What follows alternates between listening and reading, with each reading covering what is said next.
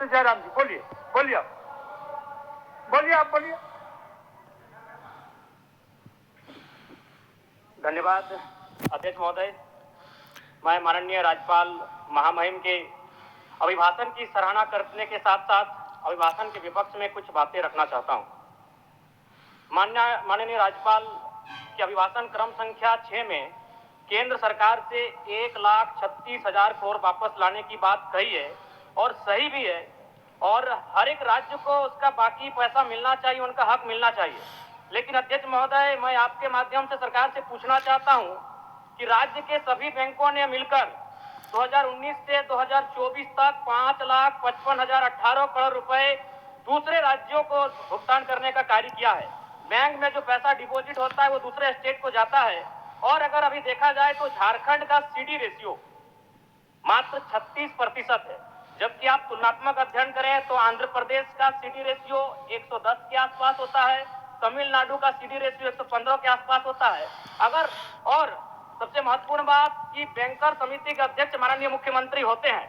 अगर इस पैसे को हम लोग बचा के अपने राज्य में ले आते हैं तो लोन के माध्यम से यहाँ के युवा, यहाँ के महिलाओं को अगर निर्गत कराते हैं तो बहुत बड़ी समस्याओं का निदान होगा। इसलिए मैं चाहता हूं कि सत्ता का ध्यान इस ओर आकृष्ट हो। मैं आगे अध्यक्ष महोदय, राज्यपाल महोदय ने अपने अभिभाषण में शहीदों का जिक्र किया, शहीदों के विचारों को आत्मसात करने का जिक्र किया, लेकिन मैं कहना चाहता हूं कि शहीदों के उन्हें माला चढ़ाना, उनके विचारों को आत्मसात करने से कहीं ज्यादा जरूरी है शहीदों को सम्मान देना।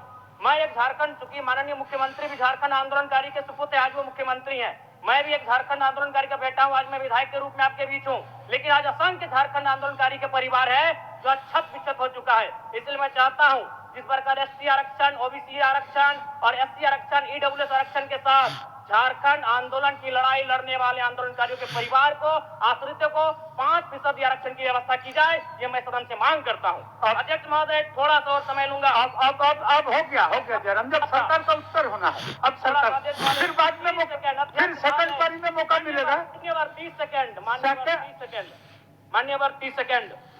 चलिए बोलिए। राज्यपाल महोदय के अभिभाषण में इको टूरिज्म डेवलपमेंट कॉर्पोरेशन निर्माण की बात कही है, जो कि सराहनीय है, और मैं चाहता हूं मेरे क्षेत्र में एक पारासनाथ में पुतरीगढ़ी आता है और तेलिया डैम आता है, उनका उस दिशा में भी डेवलपमेंट करने की दिशा में आगे बढ़ा जाए। और सबसे महत्वपूर्ण बात जो झारखंड के नाम में छुपा है, झाड़ और खंड, झाड़ यानी जंगल, खंड यानी जमीन भूभाग, एक बहुत बढ़िया संबोधन अभिभाषण रहा महोदय, जिसमें उन्होंने जीएम लैंड की जो रसीद 2017 में रोकी गई थी उसकी रसीद पुनः काटी जाएगी। लेकिन मैं साथ ही साथ यह भी चाहता हूं, क्योंकि झारखंड में जितने भी उद्योग स्थापित हैं, चाहे वो रांची का एचईसी हो, दिल्ली का हिंडाल्को हो, सरकार का उत्तर माननीय मुख्यमंत्री, यदि 20-25 वर्षों के बाद उन उद्योगों की जमीन खाली पड़ी है, मुख्यमंत्री को वापस कराई जाए, मैं आपसे ये मांग करता हूँ। धन्यवाद, धन्यवाद।